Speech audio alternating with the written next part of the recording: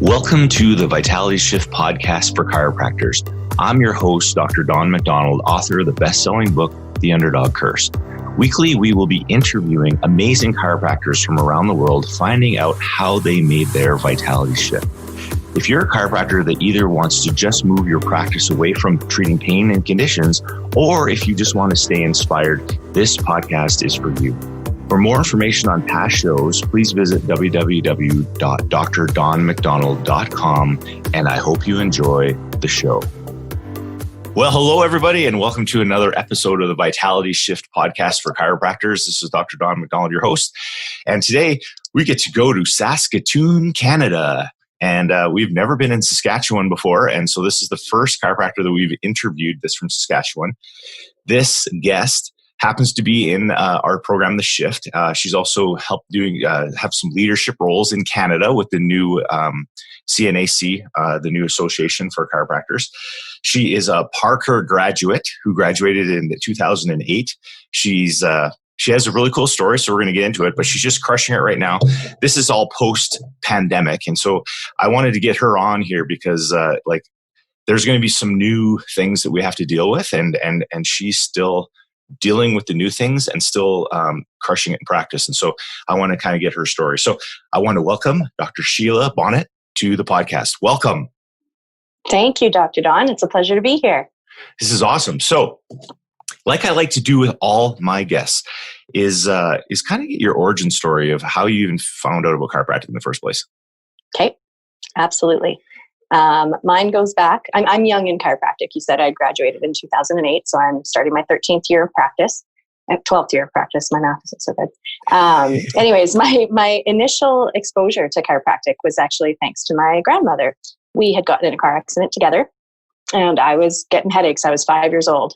And she always had thought that chiropractors just walked on water. She was really an avid member of the chiropractic lifestyle. So it was great. She took me to her chiropractor, and he adjusted me one time with an activator. I remember it.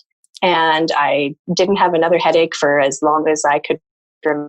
So it was great. It worked. Very underwhelming. Didn't change my life. What adjustment? It did, but yeah, exactly. It did change my life, but not a lot. Yeah. And so fast forward a little bit, and I was 16 years old, and I was very athletic.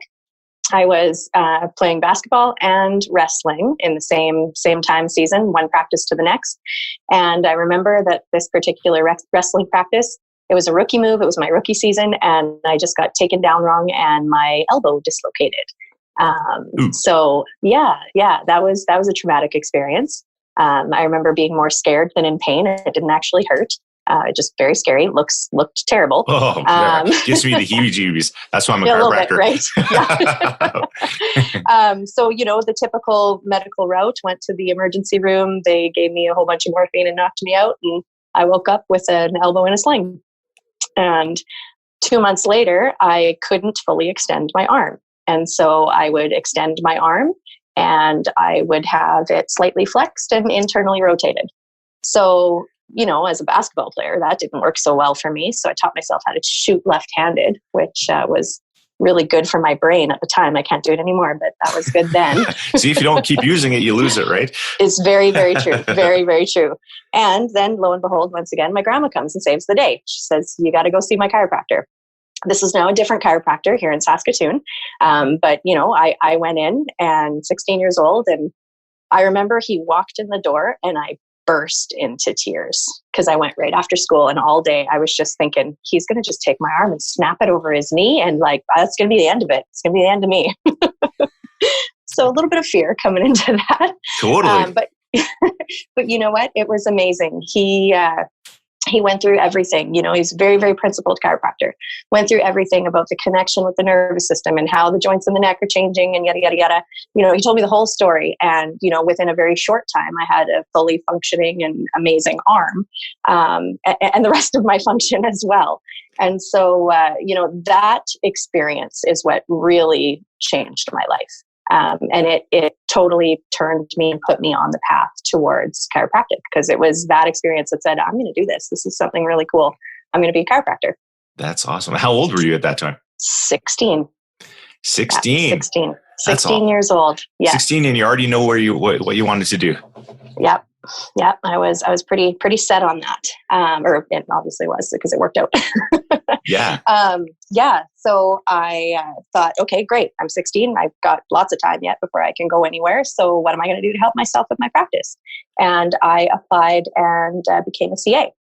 Cool. So yeah. So I worked as a CA for, a total of 14 years. I guess I've technically was a CA for longer than I've actually been a chiropractor still. Wow. Yeah.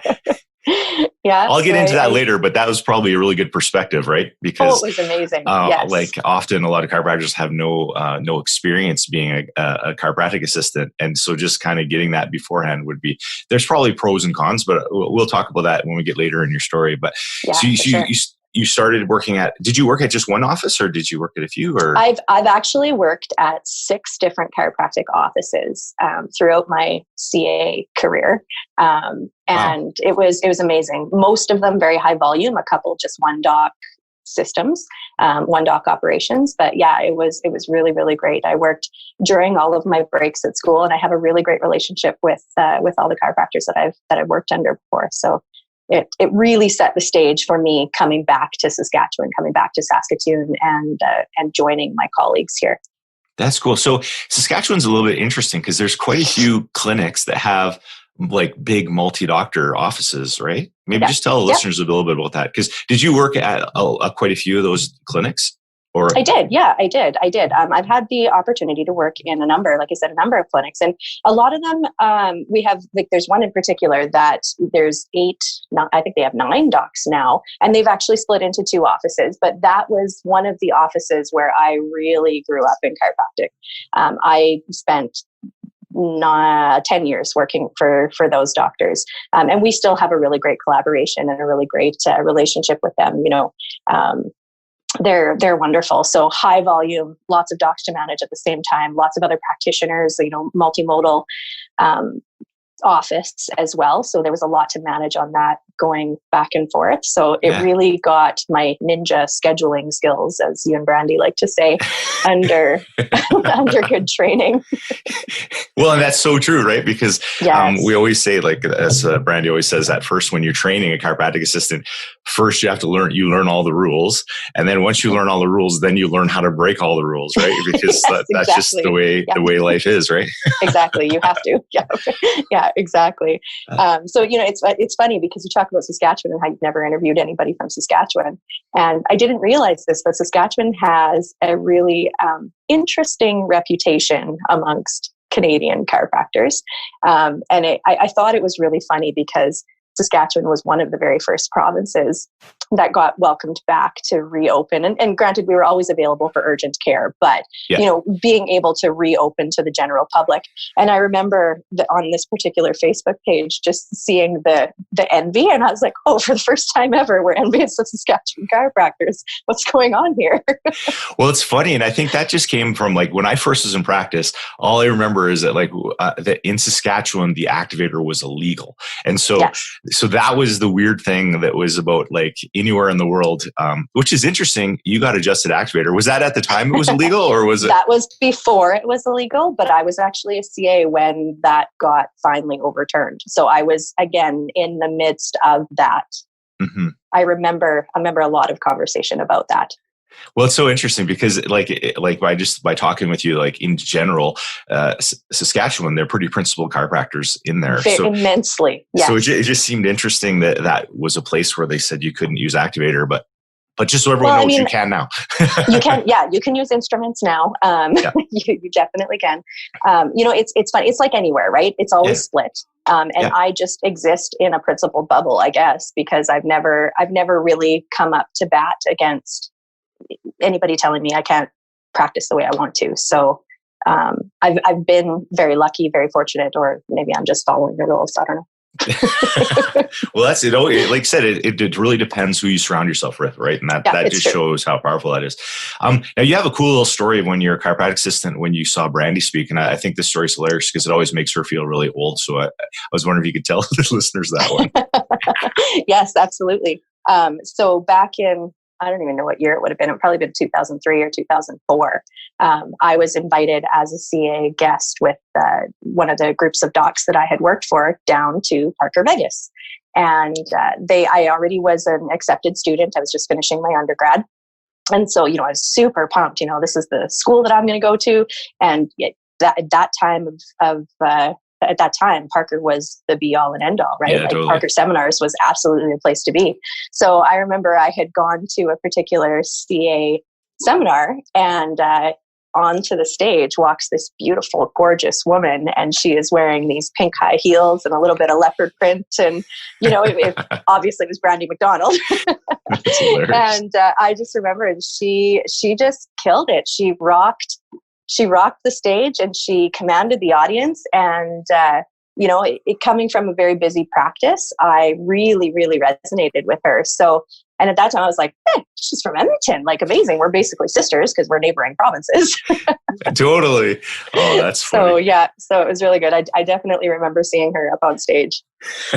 Tell me a little bit about your time at Parker. Because, again, at that time, you had you've really been always surrounded with some really awesome mentors that really have helped to shape your destiny, right? Tell me a little bit about some of the instructors and guidance you had from Parker. Absolutely. So I started Parker down in 2005.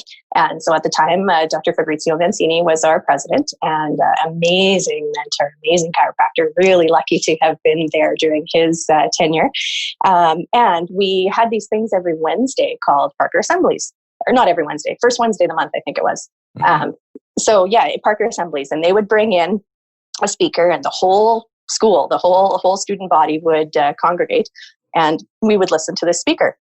Well, the first speaker up on the first Wednesday of the Parker Seminar, the Parker Assemblies that I got was Dr. Gilles Lamarche from Timmins, Ontario. And so he actually, absolutely. At the time, I believe he was the vice president of academics, I think. Or Parker Seminars or something like that. I think he had a number of roles. When you've got such a talented chiropractor and talented man, you get to fill a lot of roles there. Mm-hmm. So he was definitely one of the first speakers that I had was lucky to hear from. And actually, funny enough, his son was in a class behind me. So I ended up meeting him, a few months later when he joined in second trimester, because as Canadians we all stick together. Yeah, totally. Yeah. And then another one that I got to listen to quite often was Dr. Michael Hall. Nice. So he was definitely one of our instructors, and got to learn some functional neurology from him. And that was funny because as I'm learning all this stuff about sympathetic dominance and forward head posture and all this other stuff, I thought this is how everybody learns it, right? Like this is what every chiropractor ever has ever learned, and this is what every chiropractic student right now is learning. No, that's definitely not how it is, because you get out into practice and you realize how that information is not getting to the front lines. It's not getting in the trenches with most of the chiropractors. So I feel very, very fortunate to have been able to learn from him as well. And then one other amazing Canadian who you've also had on this podcast was Dr. Nicole Liederman. Yes. So awesome. Yeah. So you can't see me in the video, but I'm all of 5'3", and I tower over her because she's even shorter. And I remember her teaching me how to rock some side postures and rock some big adjustments on some very tall individuals, probably exactly the size of you, Dr. Don. Well, I think I always use that example when I have patients who are female, because we're right by University of Alberta, so we get a lot of students that are in kinesiology and that are considering possible chiropractic. But the problem is they look at me as the chiropractor and then they go, "Oh my gosh, you're 6'4", 235 pounds, you must have to be big in order to adjust." And I use that story all the time where I got adjusted by Nicole too. And it says she basically comes up to my elbow, but she give you an awesome adjustment. And I said, totally. And it's not about power. It's I say it's kind of like martial arts, where you just have to really learn really good mechanics and really good form. Of course, it doesn't matter if you're really small or if you're really big. You still have to be careful not to hurt yourself, because that is one of the common things people can do, especially if they do more of a manual technique. But it's super inspiring, right? To get mentorship, especially I would imagine, I'm not female, but I would imagine if I was female going to school and then I had another mentor that was female and smaller than me, then you'd be like, well, heck, if she can do it, I can do it. Yeah, totally. Yeah. I was very, very fortunate, very fortunate. I loved my little chiro bubble back then, not even realizing it was a bubble. Great. And then, I just think compared to other schools, the mentorships that other students would get, because did you even learn that there's in school, did you know that there's two different styles of chiropractic or a spectrum? I did. Yeah, I did. Again, coming from my CA background and the chiros who I had worked with and for were very active politically within the local scene. Yeah. So I was aware that existed. Yeah. Well, I just imagine, you get two students go to two different schools, get two totally different experiences. And then when they come out, it's just going to be a whole different ballgame. Because if you don't get to learn or don't have teachers that are really confident in the power of the adjustment, and you come out and you don't really know the power of the adjustment and you're not really that confident in the adjustment, you can see how easy it is just to do other stuff, because it would be frustrating to start practice. So that's why it's so important to have really good schools. And so, we have our short list of schools that we usually refer to, because that helps to give you the good philosophy or the reason why you're doing it and the good tools to do it. So, exactly. So that's pretty cool. So I agree. You graduate. And then didn't you go on some crazy trip to Australia after? Well, it wasn't really crazy, but yeah, I did. There was a delay. There was a delay between when I could sit for Part C of the Canadian board exam and when I graduated. And so I ended up having to wait for 4 months, I think it was. So I thought, well, what else can I do that's going to fill my professional cup here? And so I had the opportunity to go to Australia and to learn under Dr. Neil Davies. So nice. He's a chiropractor in Ballarat, Australia. And Chiro Kids was his clinic, his office brand. And it was amazing. I was in there every single day, Monday through Friday. And, he was writing a textbook at the time. And so I was involved in that process in terms of, student proofreading, basically. Yeah. And it was phenomenal, just to basically be his shadow for 3 months was unbelievable. So again, another highly principled chiropractor, Palmer grad from way back when. He always says he's 100 years old. I don't think he's that old, but he's a very, very principled chiropractor. And I learned a lot about more specificity and subluxation. And I always say subluxation was one of my first words in chiropractic. So it was another really amazing experience. And to step off the plane in February from Ballarat, Australia to Saskatoon, Saskatchewan, and I literally started practicing the next day. It was a little bit of a turnaround from midsummer 2009 when all of the forest fires were happening to 6 feet of snow and practice.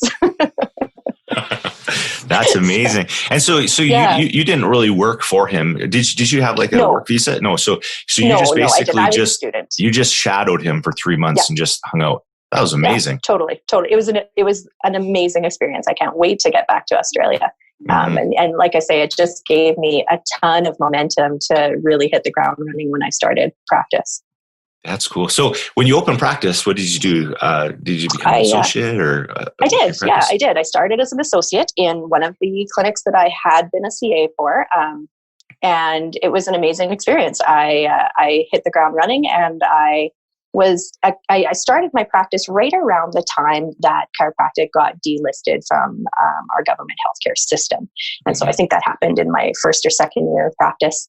And so I didn't really notice it that much because, again, I was still in upward momentum and in practice growth phase. But it was an interesting time because that's where communicating chiropractic and what we're doing and why we're doing became arguably even more important, because people went from paying nothing and having unlimited services to paying $9 to paying $12, $17. And then all of a sudden overnight they paid $35 and there was no extra government input. Right. So it was an interesting time. But again, just another opportunity to really hone our communication skills and our teaching skills and communicating why it is we're doing what we're doing and why we're so passionate about it. That must have been hard for some chiropractors, because I can imagine if you've been in practice for, say, 20 years or 25 years, and the government has always paid everything for your practice members, and then all of a sudden they have to start paying that much. Like, were you around chiropractors that had been in practice for quite a while, and did they find that was challenging? I definitely did. I definitely was, and even some of the doctors in my practice. But, at the same time, I feel like collectively, again, because everybody was so principled and they'd always been talking the talk. Yep. It wasn't like they were like, oh, this is free, come in. It was, they were always telling people why they're coming in. Yeah. So I feel like it didn't hit our bubble as hard as maybe others felt it. Right. So again, just in the circles that I run in chiropractic here, we didn't really feel the backlash as much. Volume dipped a little bit, but then just as anything, you get people, now that they're paying for it, they recognize the value of it and they're almost more invested. Oh, that's awesome. Now, when you were in practice, what were some of the things you did? Because there's going to be people listening to this podcast that are just starting practice or might be stagnant and would like to be in the growth phase, but they're maybe not. Because I like when you said you're in growth phase compared to if you're more like once you've already got your momentum. What are some of the things that you did to help grow your practice in your growth phase? Again, so Saskatchewan is unique. Saskatoon is unique. Saskatoon is it's a small city, but it has a very small town feel. Mm-hmm. And everybody is word of mouth and everybody wants to go see this person's friend. And you know what I mean? Yeah. There's a lot of person-to-person referral. Yeah. So really, I focused my efforts there. And I was very lucky. So my passion is pediatrics and pregnancy. And I happen to have had 3 children while I've been practicing. That's work experience. So, exactly.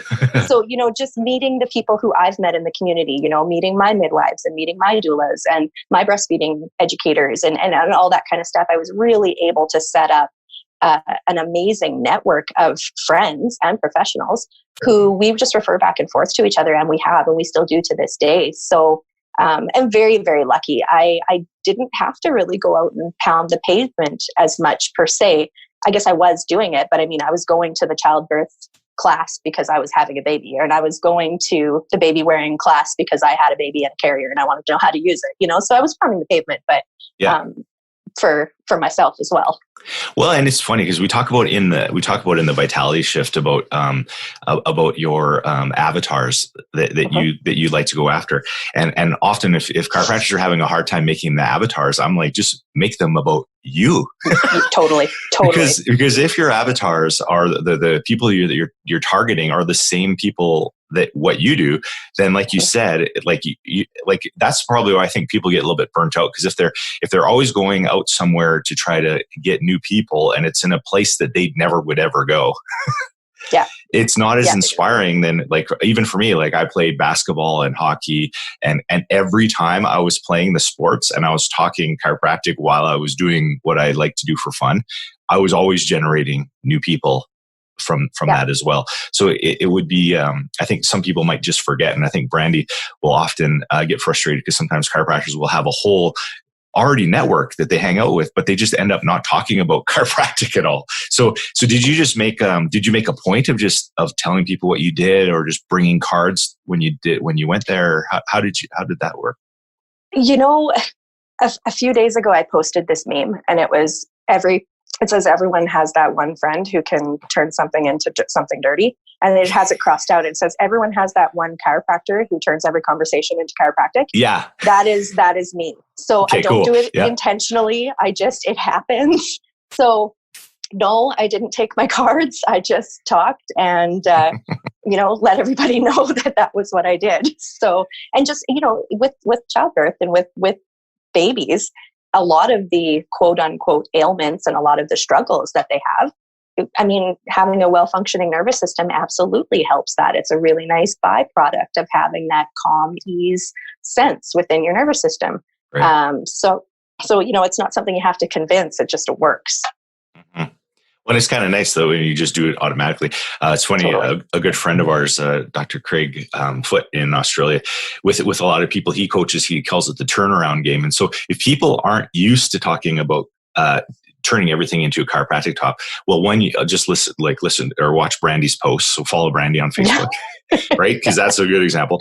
And then what Craig has done is that he'll actually do this live and role play where he'll just start a conversation and then you just see how fast you can turn it into chiropractic. So it's like a good training tool too. Like if you're not used to it, like that's something you can practice. But it's kind of nice when you kind of default that because chiropractic is based on just basically a life principle. It is so easy to relate it to everything. That's why we're basically I'm become the analogy king, because a lot of times I'll be like, what do you do when I have a new person in? Because when I know what you do, I'm going to link chiropractic to what you do.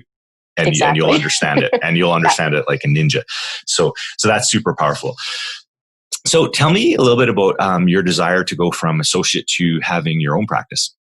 Absolutely. So I was an associate, and like I said, I've had 3 kids. So I, through my first and my second postpartum period, I had actually bought in right before I had my first child. I was as a partner in the office that I was at. So I went from, associate, if I don't work, whatever, there's no really responsibilities there, to an owner of a multi-doc, multi-practitioner office, and a 4-member ownership group. So some interesting dynamics there, right? Right. And, it was really mostly a very positive experience. And then when I announced that I was pregnant with my 3rd child, I just was, it came known to me that it was time for me to move on, and that our values and priorities were not the same. And that's okay. There's no problem with that. It's good to know that. Yeah. And so I exited myself from the business and came upon an interesting opportunity near where I live, actually, and was able to open up a new business with my current business partner, Dr. Kimberly Baker. Oh, cool. Yeah. And so when you said an opportunity opened up, did it just happen that you bought a practice or that you just found a location? It was a beautiful vacant bay in a strip mall. Oh, nice. So you found like the perfect place. Oh, I totally did. Yeah, I totally did. There's like 20-foot windows on the front, and there's a ton of healing light and energy here. And our purpose is to be a vibrant hub of practitioners committed to optimizing the health and vitality of the community. And this is the perfect place to do it. That is amazing. So you get all that set up, and again, when you kind of moved, did you bring a lot of your people with you, or did you have to start pretty new? Well, since those details are locked in a contract, maybe we shouldn't talk about them. Okay, yeah. So we can just assume you started from nothing or something. Yes. Yeah. Yes. And largely we did, right? Yeah. Largely we did. It was just Kim and I in terms of chiropractors. And we ended up being able to welcome a few massage therapists with us. And we had some other practitioners as well. Yeah. And, hiring staff is always super fun. So we had to do that from the get-go. Yeah. But again, my CA experience and basic office manager type experience, man, that was a huge asset starting from nothing. A huge asset starting from nothing. I can imagine. Wow. And so kind of what would you say the top 1 or 2 things that you took from your CA experience into your new office? Well, we made the switch to go to a paperless system and a fully automated cloud-based system. And we use Jane app for anybody that's listening and wants to know about it. And I love Jane like there is no other. Jane is amazing. Oh, really? Yeah. I'm still paperless. Actually, I still have the stone with a chisel and a hammer. But one day we're going to go, no, just kidding. There are benefits to that. It's a lot easier to remember people's names when there is a paper in front of you. I know. I just listened to DeMartini with that. And I was like, oh, yeah, I feel that. But no, the biggest thing was, setting up my schedules and how to, again, ninja them into creating a high volume office that flows. My goal is never to have people waiting an exorbitant amount of time because, again, I service families. And so nobody wants to be sitting here with their 3 kids when they got other things to do. And, everybody's time is valuable. So that was a big goal of mine to not have people waiting in office. Yeah. And I remember that from Gilles Lamarche too. His goal was you'll never have to wait longer than 20 minutes. And I really exemplify that as well. And I strive to do that in my own office. That's cool. So tell me a little bit about a time. Is there any time so far, I know you're young in practice, that you got a little bit burnt out? Oh yeah, totally. Yeah. Totally. So maybe give us an example of that and kind of what you did to kind of pull yourself out of it. Yeah, for sure. So after when I was pregnant with my first daughter, I, of course, was the absolute perfect. I did everything perfect. I had the right number of grams of protein. I did the right amount of exercise, all that kind of just all of it had to be perfect. And I had a midwife and I was planning a home birth and I had a doula and everything was amazing. And bam, 36 hours later, I ended up on an operating table having a cesarean. Yes. So that was an incredibly humbling experience. I'm just going to go out there and say that. Yeah. It was traumatic and horrible and amazing all at the same time. Mm-hmm. And, it's funny, but people have asked me, if you could do something different, would you do it different? And I don't know that I would. I definitely never wanted to have a cesarean and I don't wish it upon anybody, but at the same time, holy man, did that open up my eyes to a whole other side of childbirth and parenting. So again, that just created another avatar for me in practice and another access point. But after having Lily, and I took 8 weeks off practice, I think it was, 8 weeks off practice, and then I started back in part-time. That was probably one of the most challenging times in my life. Dealing with all the postpartum hormones, practice, owning the practice or part owning the practice, and just how to juggle all of that. And I know that was the only time in my life where exercise kind of fell by the wayside. All those types of self-care things fell by the wayside. And I was really just struggling to keep my head above water. Because, again, doing all the things parenting perfectly, right? We're doing all the extended breastfeeding and all the baby wearing and all the co-sleeping and, all the things that psychologically create this beautiful nervous system. Holy smokes, I had a wake-up call when I had my second child. Great. Yeah. Well, I think that's such a good lesson. I think just in general, because I see this a lot. We haven't had kids, but I know a lot of chiropractors are so attached. They want it to be so perfect in a natural way. And it seems like sometimes the universe will give you that just to kind of show you the yin and the yang, right? Totally. Even just for me, I tore my cartilage in my left knee and I'm not doing surgery. I'm rehabbing it. And I spent 8 years in agony while practicing, trying to rehab it and kind of creating all these other issues and stress and all that stuff until I finally had the surgery. And the next day it felt like there wasn't a wedge stuck in my knee. Totally. And I'm oh my gosh, I should have done this earlier. But it just kind of anytime you get too off balance, right? If you get too in that mechanistic mode or too in that, there's no way I'm ever going to touch that in my life. Right. So I think sometimes it helps to balance us a bit, eh? That's exactly it. So that 80-20 rule is something I wholeheartedly live by. Sometimes we're going to have macaroni and hot dogs for supper. But granted, they're going to be free range and they're going to be organic butter and milk still, right? Yeah, it's funny. That was a time in my life where I really felt like going to practice was a struggle. And that alarmed me because I love being a chiropractor and I love chiropractic and I love I'm going to call it a job, but I love what I do every day because I don't feel like it's a job. So for me to start feeling drained like that, I was pretty worried. And it really continued, like I say, after I had my second child, and my second and my third are a little closer together. They're 2 years apart instead of 3.5, like my first two. And that's where, like I say, the priorities and what I wanted out of life and practice were different from where I was at. And so, realizing that I was trying to do all of these things and where the inefficiencies lied, I really just went back to my core values and what my core values are. And, in terms of family and how I practice and all that kind of stuff. And looked at what was not matching and what did and what I could change and what I couldn't. That's cool. And so was there a point where you hit rock bottom kind of thing and you said that's it, I got to do stuff, or was it a slow awareness? Because again, first we have to be aware, because I know sometimes when things hit the fan, we're not really aware, but then sometimes you either have a slow realization or a quick one. Yeah. Yeah. I didn't think I would share this story, but I'm going to share this story. When I was pregnant with my second child, and remember, I had a cesarean with my first, it was a home birth transfer cesarean. And Right. so as I'm pregnant with my second child, I'm lucky enough to have a midwife again. Yeah. And that was a really scary pregnancy for me because all about the birth, right? Like I was focused on the VBAC, the vaginal birth after Right. cesarean, and just being a functional birth. And so my stress levels personally were through the roof. And then my stress levels about that baby were through the roof because what's she feeling, or well, I didn't know it was she at the time, but what's she feeling with mom going all crazy all the time, right? And it came out, I'm not the type of person who does nothing when I'm stressed. I get angry when I'm stressed. Yeah. And so that's that type A alpha.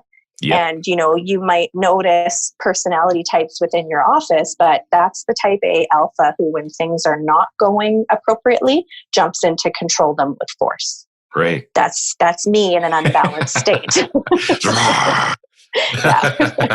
Yeah, pretty much. Yeah. So, I had one of my business partners basically sit me down and in a nice way tell me I was being a bitch and that the staff was like scared of me. And that I was like, what really? I had no awareness of that at all. I was like, Great. What do you mean? Like, they're just not doing their job. How can they think I'm the bitch? Well, I hope I can swear on your podcast. Yeah, no, you totally can. It's all good. Yeah, no, you can. So that was a really big eye-opening time for me. And it was right before I was having my second child. And again, I kind of took my time off with Claire. And I took a little bit longer and I did a little more soul searching and felt like I came back with a little bit more handle on the positives and the negatives of my personality type. Because I'm a type A alpha, and that can really be beneficial in a lot of ways, and it can really hurt you in a lot of ways if you're not careful. Well, I think this is great. So anybody who's listening, again, we talk about the personality types in my book and in the shift, but that's a great example of an alpha. When they're stressed out, they can run over people, but they're not doing that with the intent to run over people. They're doing that in the intent to get whatever they want done. Right. So that's like, totally. You're kind of like outcome orientated, where it's sometimes if you have the other personality who gets burnt out, they actually will like at the people. They'll be, we call it the bitchy lab, which will actually, or that's the nice nasty where they kind of compare. Yeah. So, but I think that's super powerful though, because when you learn all the different personality types and you learn what they're like in an unbalanced state, then you can more easily realize it's not about you. Right. And if someone was working with you and understood those, that's great that they could sit you down and just go, hey, I know you're not trying to be personal, but it's coming, like some people could take it personal because they're not like as ninja. And then that was nice for you to get that reflection back a bit. Yeah. Because then not perfect. I mean, sometimes I do take that personally. Well, I still do. Yeah, totally. But, it's an awareness thing too. It's a real key to have it in your back pocket. So I think that's so cool. And just, we always say, know thyself, because the better you get to know yourself, the better that you're able to communicate with other people and just deal with other people too. So, absolutely. Well, thank you for sharing that story. I think that'll be super helpful for a lot of listeners out there. Now, I wanted to talk a little bit about the post-COVID, because Saskatchewan was one of the first places to open back up. We were all shut down except for emergency or urgent cases. And you guys were, I think, a week before Alberta to open back up again. And you've really kind of got rolling back quite quickly. And so I just wonder if you explain, because, hopefully by the time this podcast comes out, most places are open more. There's still some places that are closed. But maybe just this gives them a little bit of a peek around the corner and some inspiration about getting back to normal after all the trauma. Absolutely. I'm going to pre-frame it by going back to March, and when everything was sort of people were starting to become aware of some of the things that were potentially happening within the world. And I'd have people ask, like, are you guys closing your business? Are you closing? And I remember I would tell everybody, I'm like, I'm not closing until I'm forced to close. And it was kind of like my little joke, because I never thought it would happen. And holy man, that Friday that it happened, I mean, I was a wreck. again, let's go back to my purpose and to our principles here in practice is that we're committed to optimizing the health of public. And when you've got a quote unquote health crisis happening locally, what do all the chiropractors want to do? They want to help. Yeah, totally. So I took the news really hard. Me and Kim both, we took the news really, really challenging. And at this time now we have an associate and we have a full gamut of staff members under us. And so again, I liken that to a period of time where my stress levels, my sympathetic dominance started to creep up a little bit more. Mm-hmm. And I'm thinking like, this doesn't make sense. This doesn't make any sense at all because, knowing what you and I know about the immune system and virology, it challenged me quite a bit. So we closed our doors, we laid off our staff, and we made ourselves available for urgent and emergency care. And again, this is another time where my CA skills became utmost and very, very important. I could tell. Yeah. Yep. If I didn't have Brandy, I'd have been in serious trouble. Yeah. Because now I'm scheduling all my own people. I'm in here, we're trying to balance one doctor at a time because we were each taking care of our own client base. And so, we're looking at the schedule and, okay, when's Dr. Tim going to be here? When's Dr. Kim going to be here? Okay, I'm going to fit myself in here, booking people back to back. So I got enough time to do all the things that I need to do in terms of cleaning and whatnot. Mm-hmm. And our goal the whole time, and even since reopening, was to have people be safe, feel safe, and not contribute to the panic and fear. So that's kind of the approach with all of the mandates that we have come down with, like we have a sneeze guard in our office, one of those clear shields, because the alternative was that our staff would have to be masked. And I'm of the opinion that masking definitely contributes to fear. And if the sneeze guard is going to accomplish the same task, well, we'll have a clear sneeze guard for a little while. Great. Yeah, totally. I know. And that's the same with us too, is that, we have the option. You have a sneeze guard or you can be 6 foot and our office is pretty wide open. So we keep that social distance. Keep it to 6 feet. So we didn't have to do it, but but everybody just has to do what works best for them. So, right? When people started coming back, what was your mindset? Because I know some people are just like, they're more complaining about the new restrictions instead of focusing on how they can make it work. So how have you done that with mindset wise? It's really funny. I have never, ever had a scarcity mindset. The scarcity mindset just does not resonate with me. I don't know why, because I grew up with a single mom and we were not well off. So I really should have had a scarcity mindset. But, I didn't. And, things always just ended up having a way of working out. And so that was kind of the mindset that I took with this. I was like, oh my gosh. And I'm lucky enough, I've been in contact with a lot of our practice members, a lot of our people who come and see us. I was communicating with them the whole time, whether it was through the urgent care or when we were back open. Right. And so, I was able to open our online booking platform 2 weeks before we were open. And I just watched it light up. Like, it was incredible. It was amazing. It filled my cup like nobody's business. Just to see the people who were so committed to their health and understood, again, what their priorities are for their own health and function, and to see them be excited to access the care. Right.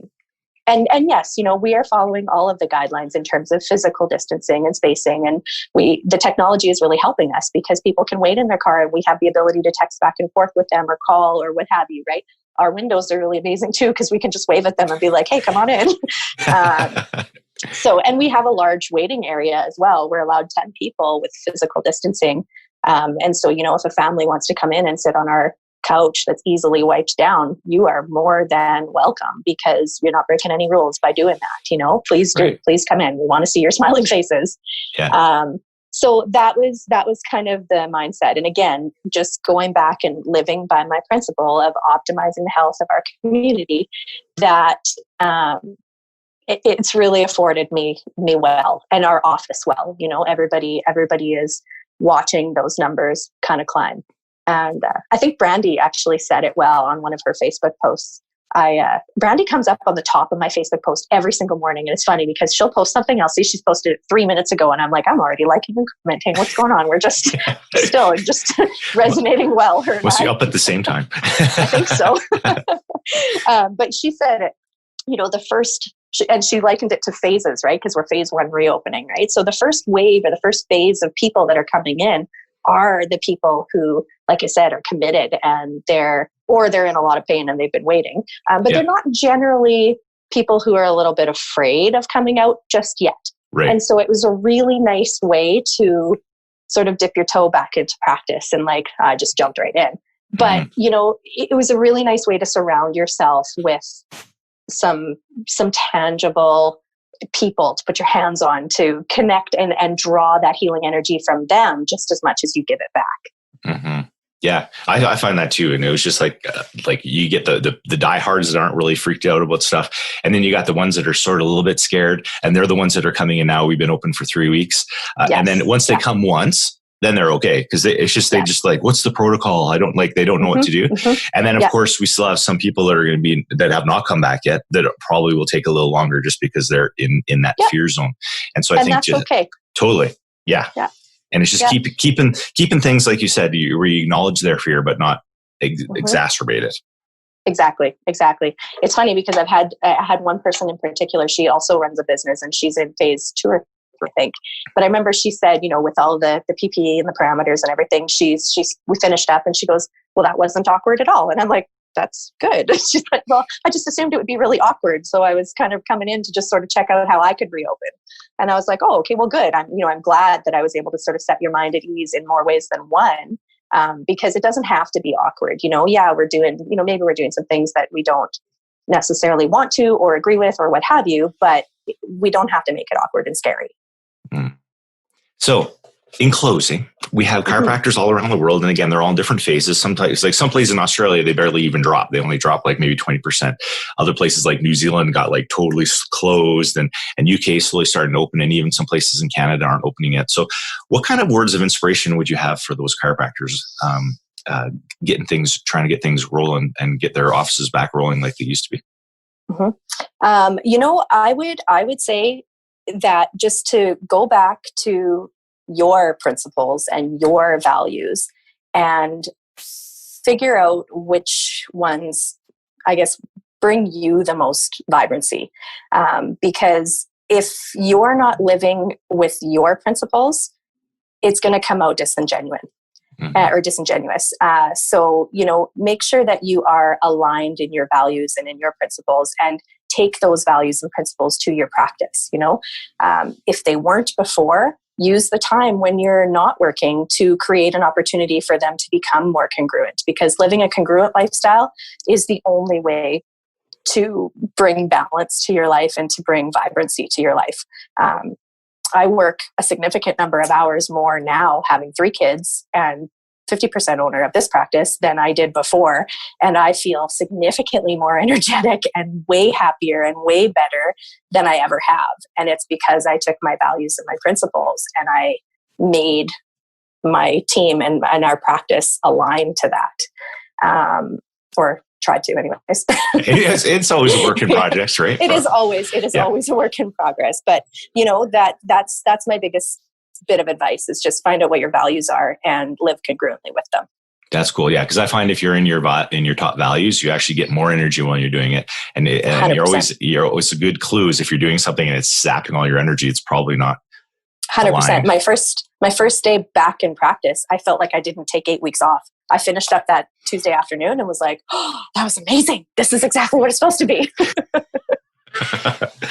Well, that's excellent. So thank you so much for joining us on the podcast, Sheila. I really appreciate it.